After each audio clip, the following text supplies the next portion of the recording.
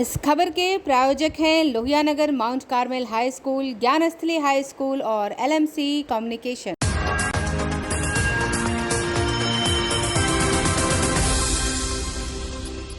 नमस्कार, मैं हूं आरती शर्मा और आप देख रहे हैं आंखें न्यूज 24।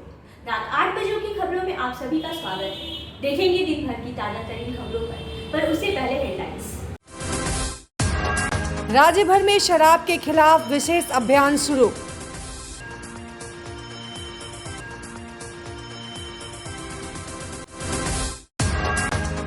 कोरोना के ओमिक्रॉन वेरिएंट पर बेअसर हो सकती है मौजूदा वैक्सीन।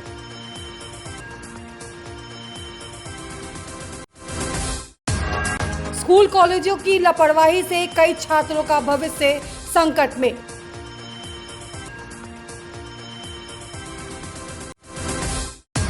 नवनिर्वाचित मुखिया की हत्या से दहला फुलवारी शरीफ, गुस्से में लोग।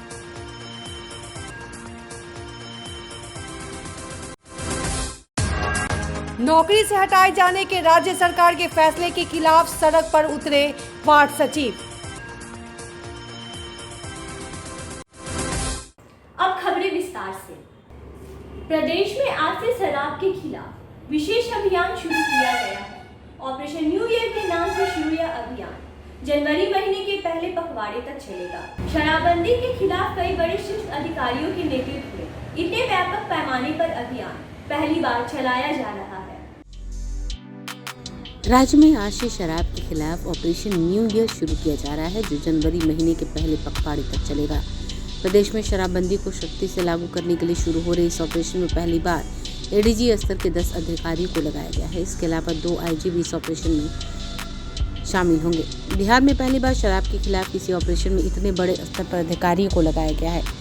STF, ATS, CID और स्पेशल ब्रांच के ADG इस ऑपरेशन की कमान अपने हाथों में लेंगे। माना जा रहा है कि बिहार में शराब के खिलाफ अभी तक का यह सबसे बड़ा ऑपरेशन होगा। पुलिस मुख्यालय ने इस संबंध में आदेश जारी कर दिया है। शराब के खिलाफ जिन 1 दर्जन IPS अधिकारियों को इस ऑपरेशन में लगाया गया है, उन्हें अपने आवंटित रेंज में जाकर शराबबंदी कानून को सख्ती से लागू करना होगा। इन अफसरों को हर महीने जिलों का दौरा कर शराबबंदी को लेकर की जा रही कार्रवाई के संबंध में अपनी रिपोर्ट DGP को सौंपना है। गौरतलब है कि शराबबंदी को लेकर मुख्यमंत्री नीतीश कुमार की समीक्षा बैठक के बाद से ही बड़े ऑपरेशन की रणनीति तैयार की जा रही थी। दरअसल शराबबंदी के उल्लंघन और अवैध शराब के फलते फूलते धंधों की खबर से नीतीश कुमार की किरकिरी हो रही थी। विपक्ष को शराबबंदी के उनके फैसले पर सवाल उठाने और हमला करने का एक मौका मिल गया था। विपक्ष के आरोप गलत भी नहीं थे। तमाम सूचनाएं आ रही थी जिनसे यह पता चल रहा था कि रोक के बावजूद राज्य में शराब बेरोक-टोक मिल रही है और लोग बड़े आराम से अवैध शराब के भट्टे भी चला रहे हैं और शराब का सेवन कर रहे हैं। जिसके बाद मुख्यमंत्री सचेत हुए और उन्होंने शराब को लेकर कड़ी कार्रवाई के लिए कदम उठाने का फैसला किया। ब्यूरो रिपोर्ट, आंखें न्यूज 24। कोरोना के ओमिक्रॉन वेरिएंट को लेकर WHO की चेतावनी के बाद अब नीति आयोग के सदस्य GK पाल ने भी एक डराने वाला बयान दिया है। एक कार्यक्रम में उन्होंने कहा कि कोरोना के ओमिक्रॉन वेरिएंट पर मौजूदा वैक्सीन बेअसर हो सकती है। कोरोना के नए वेरिएंट ओमिक्रॉन को लेकर विश्व भर में बढ़ रहे डर के माहौल के बीच नीति आयोग के सदस्य VK पाल ने मंगलवार को कहा कि इस वेरिएंट के खिलाफ मौजूदा वैक्सीन असरहीन हो सकती है। वहीं इसके प्रसार को रोकने के लिए ब्रिटेन समेत दुनिया के कई देशों में बूस्टर डोज लगाई जा रही है, परंतु भारत में अभी तक इस पर कोई निर्णय नहीं हो सका है। कोरोना पर टास्क फोर्स के प्रमुख पाल ने उद्योग संगठन CII की तरफ से आयोजित एक कार्यक्रम में कहा कि इसकी संभावना अधिक दिखाई दे रही है कि ओमिक्रॉन के वेरिएंट के खिलाफ हमारी वैक्सीन असरहीन हो सकती है। हालांकि उन्होंने यह भी कहा कि इसको लेकर अभी तस्वीर साफ नहीं हुई है। ओमिक्रॉन वेरिएंट बहुत तेज से फैल रहा है, इसलिए यह जरूरी है कि हमारे पास वैक्सीन बनाने के लिए ऐसे प्लेटफॉर्म की सुविधा हो जिसकी मदद से वायरस के बदलते स्वरूप के मुताबिक कम समय में प्रभावित वैक्सीन तैयार की जा सके। उन्होंने कहा कि वैक्सीन का सार्वभौमिक कवरेज सरकार की पहली प्राथमिकता है ताकि हर किसी को टीका लगाया जा सके। बता दें कि बूस्टर डोज देने पर निर्णय टीकाकरण पर राष्ट्रीय तकनीकी सलाहकार समूह की सिफारिश पर किया जाना है। एंटागी इस दिशा में कोई निर्णय लेने के लिए कोरोना के ब्रेक थ्रू संक्रमण के आंकड़ों का आकलन कर रहा है। अब कोरोना रोधी वैक्सीन की दोनों डोज लगवा चुके लोग संक्रमित होते हैं तो उसे ब्रेक थ्रू संक्रमण कहेंगे। बूस्टर डोज किसी वैक्सीन की दोनों डोज लगाने के नियत समय बाद ही दी जाती है। बूस्टर डोज और बच्चों के टीकाकरण पर निर्णय लेने के लिए एंटागी के पिछले दिनों की बैठक हुई थी। इसमें सभी पहलुओं पर चर्चा हुई थी, लेकिन कोई निर्णय नहीं लिया जा सका।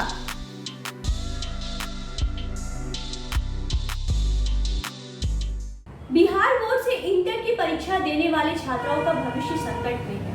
स्कूल और कॉलेजों के द्वारा बरती गई लापरवाही के कारण उन पर परीक्षा देने पर खतरा मंडरा रहा है। यह देखिए एक रिपोर्ट।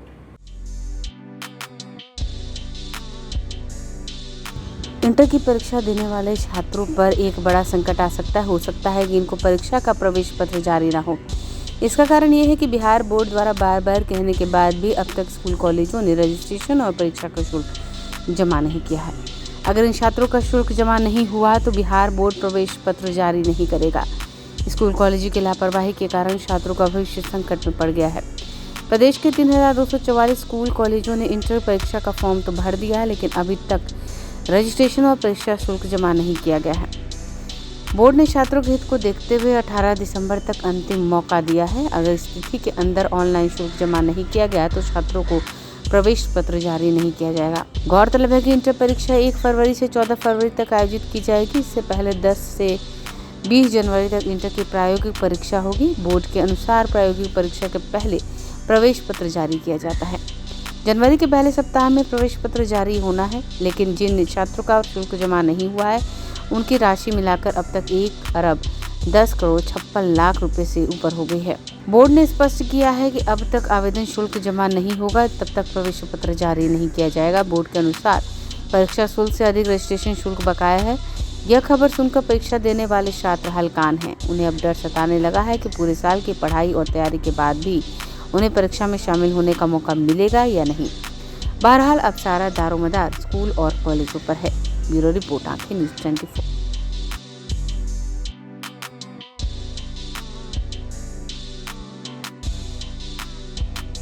लेते हैं एक छोटा सा break. I am Shalini Singh, principal of Lohiyanagar Mount Carmel School. Here in our school, we give best education and good environment to our students where they can learn well. We provide here well-equipped lab, well-equipped, well-stocked library. We have here well-trained teacher also. We have a sports playground for cricket, volleyball, football, and also provision for indoor activities. So we have here security system, information and communication technology. So we have all facilities here in our school where students feel comfortable and secure.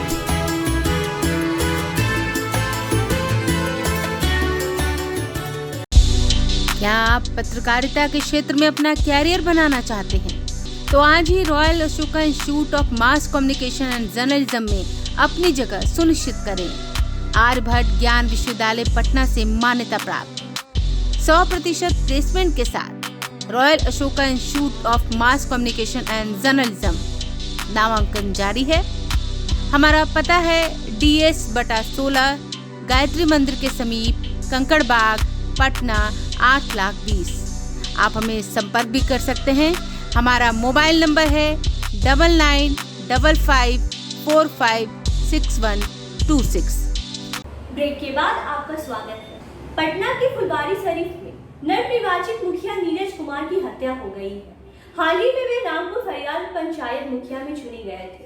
ऐसा क्यों हुआ, जानने के लिए देखिए ये report.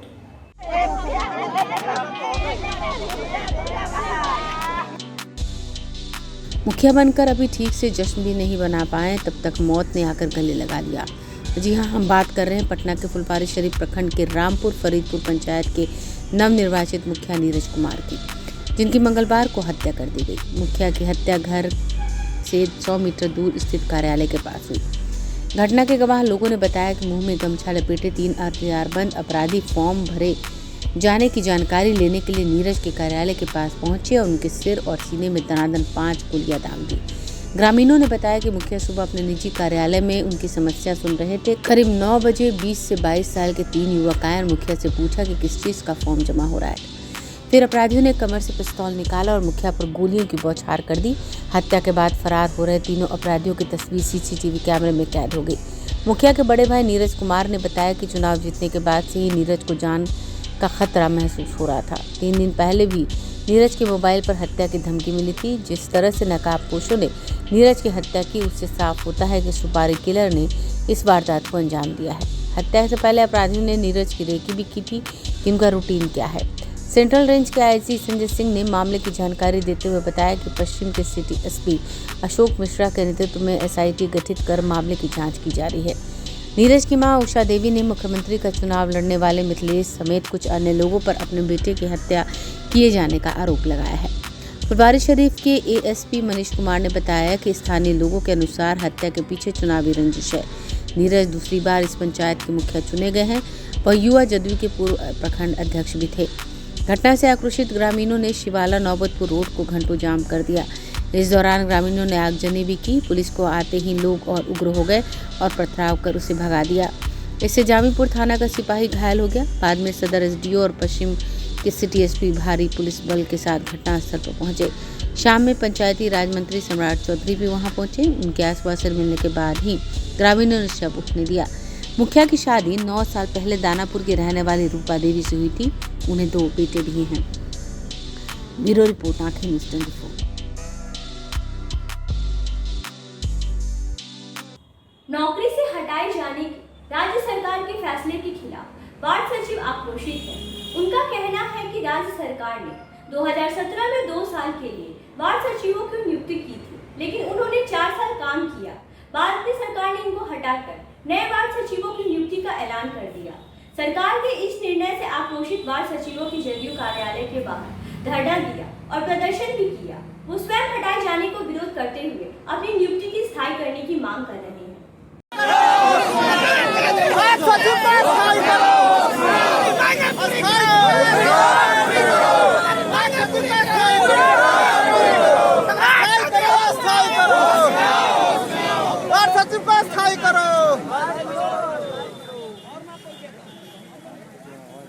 Bihar में 2017 से वार्ड सचिव की नियुक्ति बिहार सरकार के द्वारा की गई थी 2 साल के लिए, लेकिन वार्ड सचिव 2 साल की जगह 4 साल काम किए सरकार के आधार पर। लेकिन 2 दिन पहले सरकार की तरफ से लेटर निकाल दी गई कि अब वार्ड सचिव की नियुक्ति की जाएगी और सभी पुराने जो वार्ड सचिव हैं उनको हटाया जाएगा। इसी मांग को लेकर आज पूरे बिहार से वार्ड सचिव जदयू कार्यालय के बाहर धरना पर बैठे हैं और अपनी मांग को लेकर लगातार प्रदर्शन कर रहे हैं। उन लोगों का कहना है कि बिहार सरकार अगर वार्ड सचिव पुराने वाले को रेगुलर नहीं करती है, स्थायी नहीं करती है, तो लगातार हम धरने पर बने रहेंगे और सरकार के खिलाफ प्रदर्शन करते रहेंगे। से आया था कि आपको हम 15 तारीख तक कोई डिसीजन देंगे। डिसीजन के बदले वो 15 तक इंतजार नहीं किया। 13 तारीख को ही ये लेटर निकाल दिया गया। ये सामान लेके आए थे आप, फिर आपको वापस जाना पड़ रहा है। यहाँ से पुलिस प्रशासन हटा रही है कि आप गर्दनी बाग जाइए, लेकिन हम लोग को यहाँ हल्ला गुल्ला थोड़ी कर रहा है। शांतिपूर्ण यहाँ हम लोग बैठे थे, उसके बावजूद भी प्रशासन हटा रही है। यहाँ से अपना भाव सीधा कर रही है। हम लोग की मांग पूरा भी नहीं हुआ, अब दूसरा क्या कहें। अब आप लोग कहाँ जाइएगा? और फिर हम लोग वापस यहीं पर आएंगे, कहीं नहीं जाएंगे, यहीं पर अनशन करेंगे हम लोग। फिर आकर तो हटा रहे हैं आपको, फिर आएंगे, फिर दोबारा आएंगे। हम लोग मार खाएंगे, लेकिन यहीं पर बैठेंगे हम लोग को जब तक मांग नहीं होती पूरा होती है। वो सम्राट चौधरी जो आप लेटर वापस नहीं करते हैं, तब तक हम लोग यहीं पर बैठेंगे।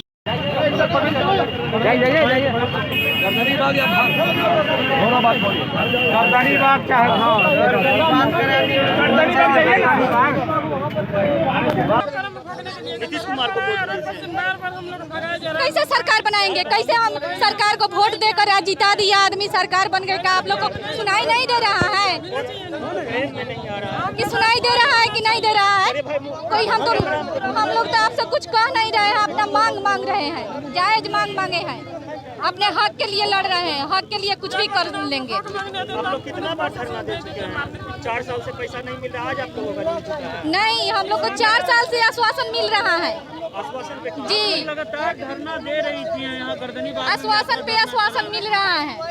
आप लोग को और जब भी हम लोग धरना में बैठते हैं तो हम लोग को डंडा खाना पड़ता है। तो यही तो बहादुरी नहीं है कि आप लोग हमको मारिएगा। आप भी कुछ कह सकते हैं कि हाँ हम लोग का मांग जायज है। चलते चलते एक नजर फिर से सुर्खियों पर। राज्य भर में शराब के खिलाफ विशेष अभियान शुरू।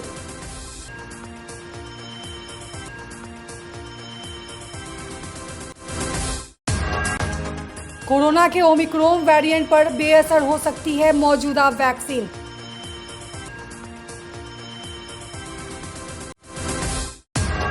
स्कूल कॉलेजों की लापरवाही से कई छात्रों का भविष्य संकट में।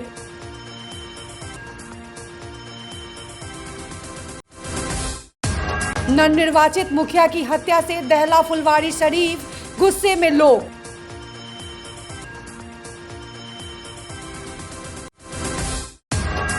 नौकरी से हटाए जाने के राज्य सरकार के फैसले के खिलाफ सड़क पर उतरे वार्ड सचिव।